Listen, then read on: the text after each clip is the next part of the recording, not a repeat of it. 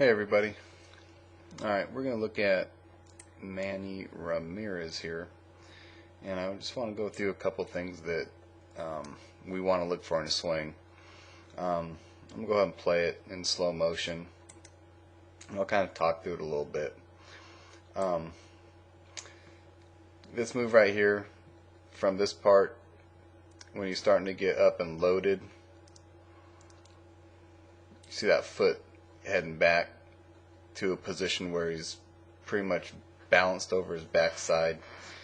And one of the biggest things I see with a lot of kids is they'll make their move, their loading move, too late. And when you make a loading move too late, you tend to get rushed. And when you get rushed, that's when the swing starts to break down. So as we look at this, and we're making this video go at this pace, this move that's being made right now, when his foot's on the way back like this is before the ball's even released. Okay, if we could see the pitcher, he's in his windup at this point, but as Manny's getting to the back of his load, right about here, that ball still has not been released. Okay, this is a very important thing. When I'm teaching, one of the things I teach first is you got to get to the back of your load on time. Hitting is basically, in my opinion, 90% timing, and you know it's a high percent of the technical side, the actual swing itself. However, it's impossible to have a mechanically sound swing if your timing's off. So my first priority is to make sure you're at the back of your load on time. And then as the ball is being released, it's probably being released about this point right here. Notice what's happening. At this point, from the back of his load, he starts to move forward. So I'm going to make a little circle around his head so you can see the movement forward. Everybody says stay back, keep your weight back.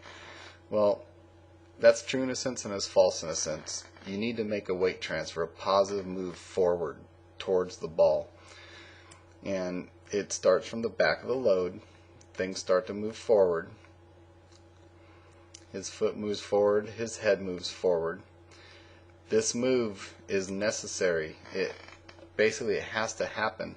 And the one thing you want to look for when you're doing this is, as the kid's head is moving forward, it should be moving forward with the middle of his body.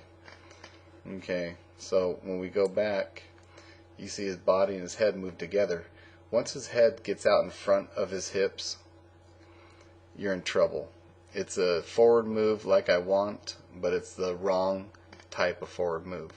We have to make this move and stay stacked. Okay?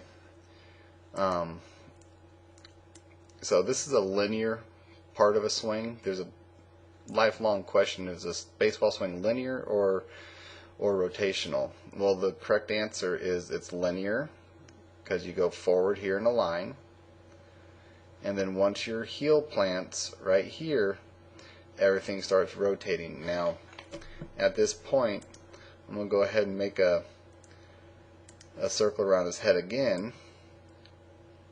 Okay, and everything starts to get rotational from this point. All the way through this part of the swing right here, it's all rotation. Okay, here's one thing that really separates the big league hitters, the great hitters, from the amateur hitters who may have the same amount of athletic ability, but they're just not as successful as often. The thing that separates them is timing.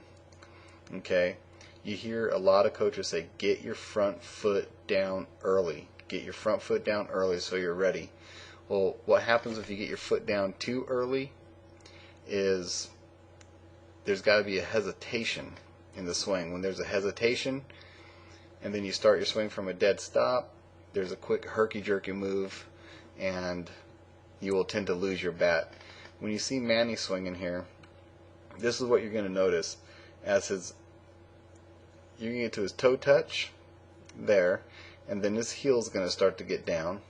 And when your front heel gets down, your back heel's going to start coming up. This is a big time timing move. Okay, if you get that front heel down and you're not ready to swing the bat, you're in trouble. You're going to dip your back shoulder, you're going to uppercut, you're going to do all these things that everybody tells you not to do. Uppercutting and dipping your back shoulder is a result of bad timing.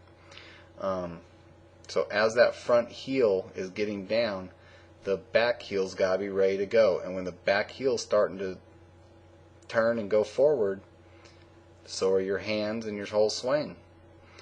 Okay, so with proper timing, it is possible to have a mechanically sound swing.